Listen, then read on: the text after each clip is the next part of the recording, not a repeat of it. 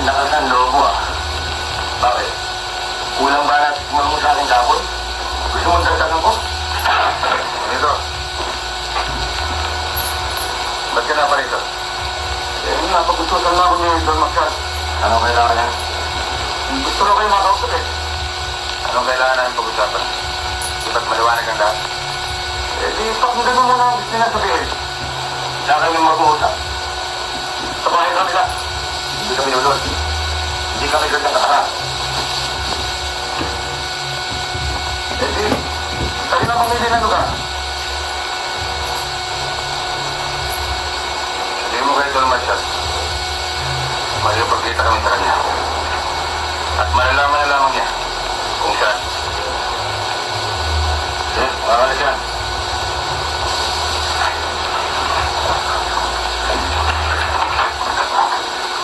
Ano ba talaga ang dahilan at pinatawag ninyo kami? Para sa ikabubuti natin. Ikabubuti natin o ikabubuti niyo lang? Sa ikabubuti natin pare-pareho. Naisip ko hindi tayo dapat magkakaroon. Nasa inyo yun, Don Marcial. Kung ayaw ninyo makalapang kami, alam niyo na ang dapat ng gawin. Gusto rin sabihin, sumuko o kay Don Gabriel? Gano'n na nga. Higit na magaling ang naisip kong paraan ng pangwag tayo maglaban-laban. Meron pa ba ibang paraan? Meron. Maaari bang paliwanag din sa amin? Alam kong ipinagtatanggol niya si Don Gabriel. Hindi siya naniniwala kay sa kanyang paninindigan, kundi sa salaping ibinahag niya sa inyo. Anong masama lang? Ito nga ang buhay namin. Alam ko. At dahil dyan, meron ko ialap sa inyo. Magkano ba ginahag sa inyo si Don Gabriel? Aba, hindi namin maaari yan ibunyag. Pagkat yun ay sikreto ng aming hanap buhay.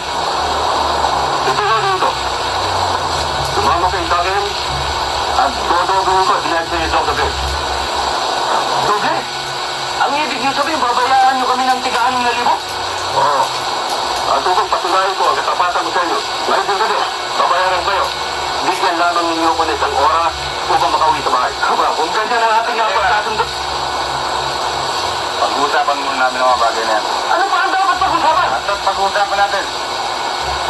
Sige, pag-usapan niyo. At kung nagpagpasin na kayo, alam niyo kung saan na panganapin. Tayo na. Supayos na.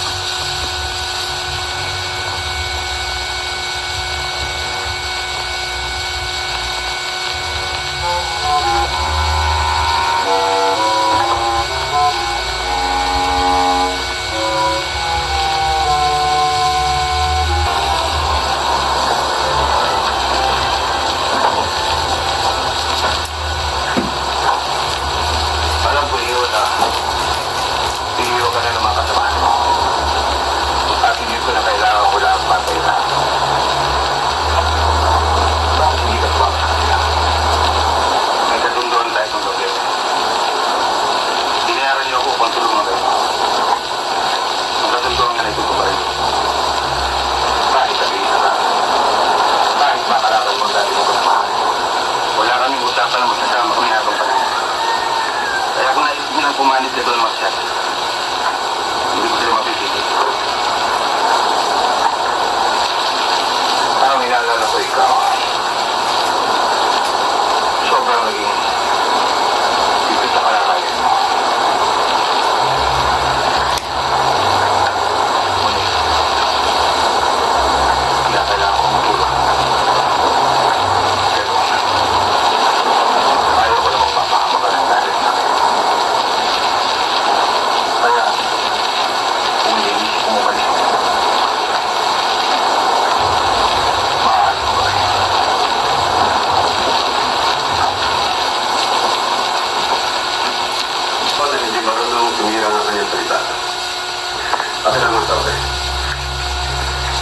sa 3,000.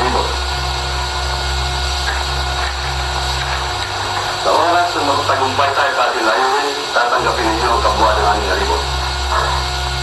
Maraming salamat, Don Marcial. Umasa kayong gagawin lahat namin ang aming makakaya upang hindi masayang ang salaking ibinayad sa amin. Hindi ba ako nito? Aba, oo. Eh ano naman mo ang unang asbang na ipagagawa niyo sa amin? Darating tayo dyan. Bagang lahat, ibig kong makilala ninyo ang aking matawan.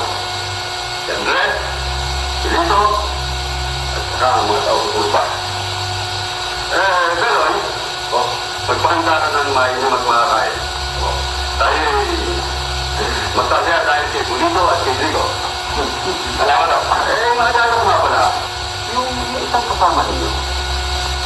Ayaw ba niyo sumama sa akin? Don Marcial, kasalukuyan pa namin pinag-aaral ni Lupo ang bagay niya. At hindi pa siya nakapagpapadyan. Yan ang magiging unang banglo. Nais kitang makasama. Ha?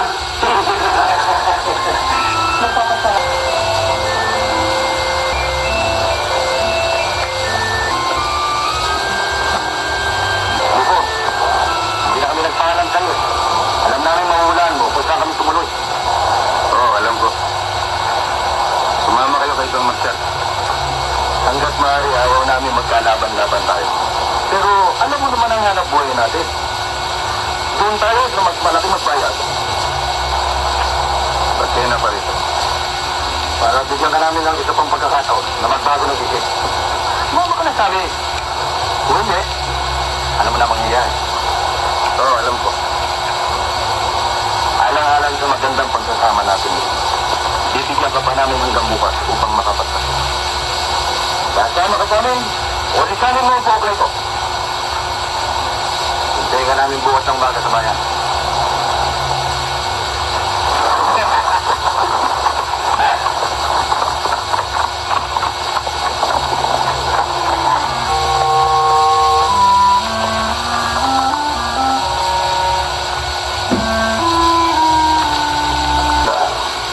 Nasabi niyo kay Lupo at hindi ko mangyari. Oo, Don Marcial. Pinamili namin siya. Kakampi sa atin, ulisanin ang lugar na ito.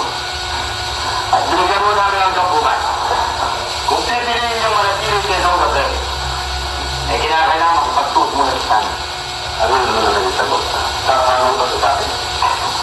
Hindi ko sinabi. Ngunit hindi ako ganyan. Naahalis sa akin. Totoo yung Don Marcial. Si Lupo'y matalinong tao. Alam niya ang misyon sa aking dalawang itlego. At siya pa'y kailangan niya ang pera. Don Marcial, umasa kayo na bukas ay kasama na siya sa ating pagkat. Magaling! At kapag kami tatlo ay kasama ko na, tiyak na ang aking tagumpay sa ating mga layunin sa payo. Ay,